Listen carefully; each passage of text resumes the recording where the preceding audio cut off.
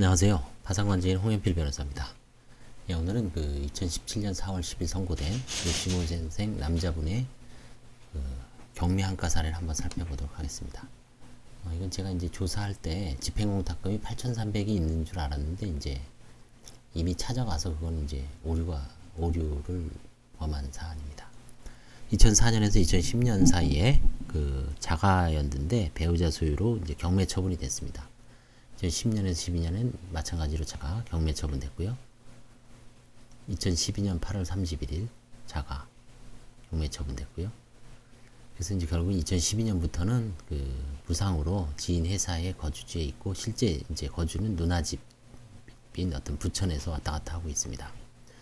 2002년에서 2006년도에 감정평가법인 부장으로 재직했고 그 이후에 이제 부동산 개발에 직원으로 뭐 경매 같은 거 관련해서 조언해주는 이제 직역에 종사하고 있습니다. 지급 불능식은 2011년이었고요. 이제 사업 파탄의 경제적 파탄의 계기는 2005년부터 전원주택 부지를 시작으로 2006년 대구시 도시개발 사업, 2008년 배우자 명의로 경기도 용인, 2009년 인천 등 여러 곳에 산재된 분양 사업이 2008년 세계 금융위기가 있었죠. 그래서 이제 대출은행이 토마토저축은행도 부도난 후 채무자 및 배우자 소유 모든 부동산이 경매 처분되어서 현재 채무를 감당할 수 없어 이제 파산이 됐고요. 부친은 2006년 12월에 돌아가셨고 모친도 이제 이미 돌아가셨습니다. 배우자는 가정주부고요. 아들, 딸은 이제 군복무 내지 아니면 이제 해외에 있습니다. 빚이 얼마냐면 10만, 100만, 1000만, 10억, 100억. 10만, 100만, 1000만, 10억, 100억. 670억이에요. 725억. 엄청나죠. 근데 결국 이제 그 부동산에 관한 어떤 PF 대출, 그게 전부 이제 부실화가 된 거죠. 그걸 전부 떠안아서 그래서 당시에 채무자가 가진 재산은 은행 예금, 뭐 보험 해약환급금 수백만 원 수준입니다. 다음에 이제 임야가 있는데 공시지가가 47만 원 빼냐 안 돼요. 그 다음에 5년 동안 배우자의 재산, 배우자 명의 재산은 뭐 경매법원에서 다 처분됐죠. 그 다음에 이제 현 배우자 재산은 도로가 있지만 이것도 가치가 없죠. 그래서 채무자 소유 부동산 경매 진행 사항을 살펴봤더니 의정부에 2012년, 2013년 이제 병합 중이었고 경기도에 이제 28필지 정도가 이제 대상이었습니다. 문제는 이제 공유자가 있었거든요. 그 경매 사건에서 토지에. 그래서 공유자에 대한 잉여금 1,060만 원이 이제 공탁되어 있습니다. 그 다음에 가압류 채권자 주식회사 신한저축은행에 대한 배당금 8,378만 2천 원. 이게 이제 의정부 법원에 집행공탁되어 있는데, 관제인은 원래 원칙적으로 가압류 채권자에 대한 공탁금을 수령하여 채권자들에게 배당할 예정이었는데,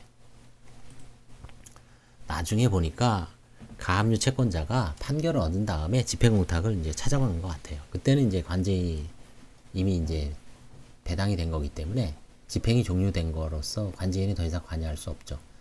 그래서 이제 실제 이게 경매에서는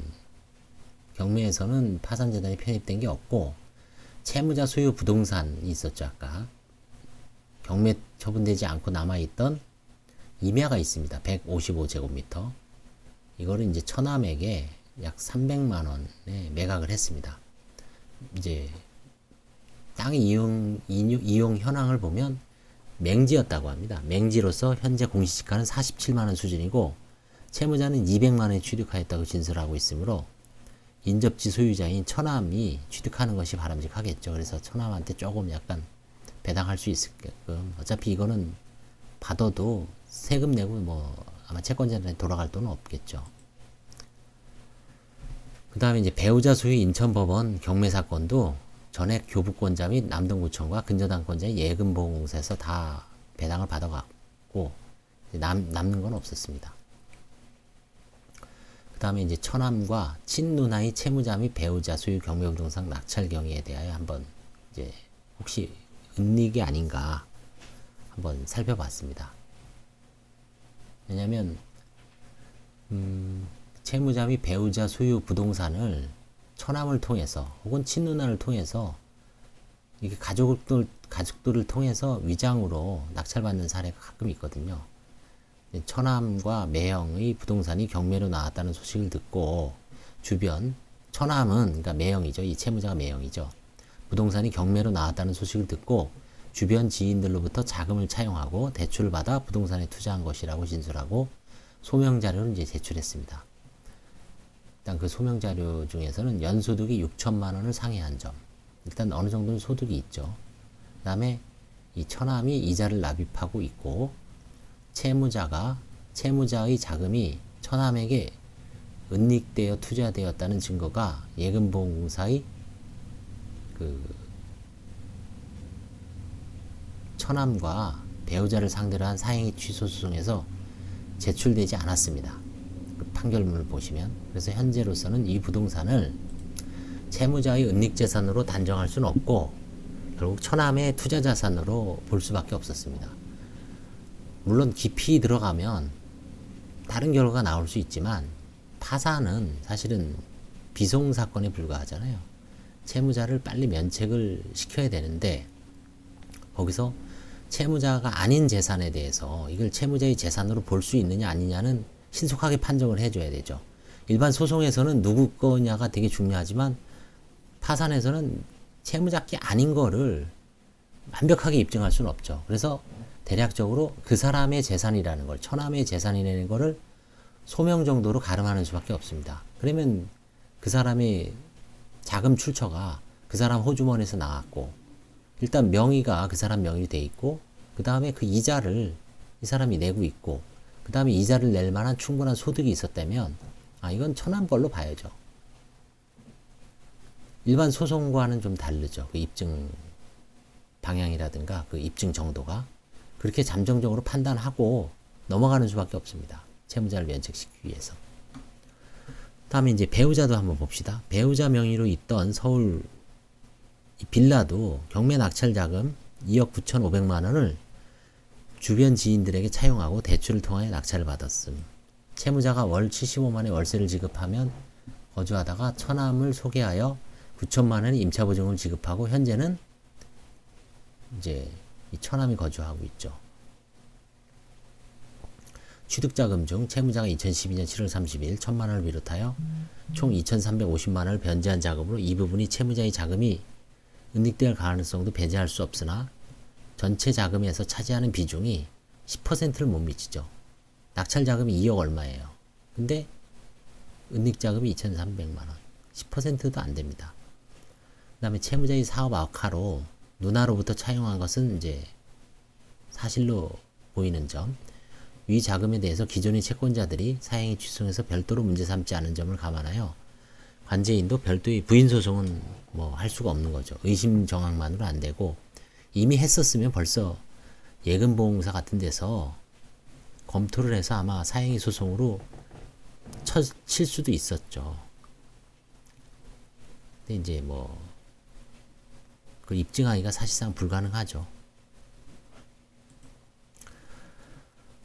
따라서 현재로서는 누나와 처남이 제출한 자료를 종합해 볼 때 채무자의 경매 정보를 이용하여 친족들이 투자 대상으로 부동산을 취득한 것으로 보이고 아니면은 이제 채무자 부부의 뭐 거처, 자녀들의 어떤 거처라도 마련해 주기 위해서 친족이 이제 기왕이면 친족의 명의로 낙찰 받아 놓고 채무자 내지 부부가 살 수는 있죠. 그렇다고 해서 이게 위장재산이라고 볼 수는 없죠. 그래서 이제 이 사건에서는 그 경매는 이미 가압류권자들이 판결을 받아서 찾아갔고요. 파산 선고 전에 이런 게 있습니다. 파산 선고 전에 가압류가 있었고 가압류의 그 본안 판결이 있어서 선고 전에 배당금을 찾아가면 아무 문제가 없습니다. 배당금 내지 공탁금을. 근데 또 판결은 파산 선고 전에 있었는데 선고 후에 찾아간다. 그것도 넘어가는 케이스가 많습니다. 실제로는. 왜? 파산 선고 전에 판결이 있었고 조금 뭐 여러 가지 사정으로 지체하다가 여기서는 이제 좀 케이스가 나뉘죠. 아주 엄격하게는 그것도 관제인이 찾아가야 된다. 라는 설이 있죠. 저도 이제 그 소송에서 한번 이긴 적도 있는데 그 반대의 판결도 있습니다.